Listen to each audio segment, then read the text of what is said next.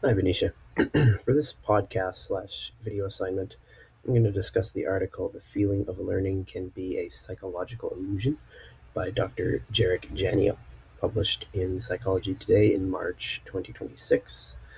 The article starts off with some good storytelling. The teacher delivers a flawless lecture, and all the students nod in unison. Everyone feels like they understand what has been taught. However, that feeling can disappear when they actually try to apply the knowledge on their own. This article explains this concept of cognitive fluency. Information feels easy to understand when it is presented clearly. Our brains use this feeling of fluent learning kind of as a proxy for mastery. Our brains work this way because when it comes to simple tasks, this proxy is good enough for us to survive. However, for complex topics and tasks, it tends to fall short. One key takeaway here is that true learning is demonstrated through what learners can actually do.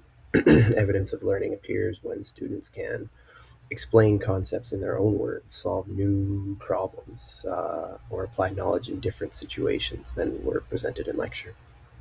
Confidence alone is not proof of learning. This principle is important because both students and instructors can be misled by smooth, engaging instruction.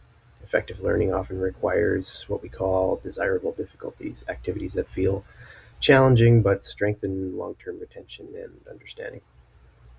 In terms of application to practice as an instructor, this article kind of blew my mind.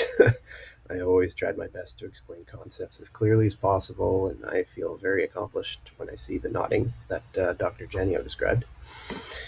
So I guess I should not assume students have learned something simply because they appear engaged or appear like they understand. Um, and it made me reflect a little bit on some of my instructors in engineering. Some of them weren't all that great.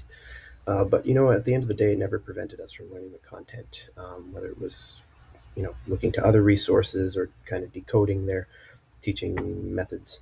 We always found a way to wrap our heads around the concepts. And thinking back, it was these topics that kind of stuck with me the most. Um, that being said, I don't think it's necessary to downgrade one's teaching to get around the cognitive fluency fallacy.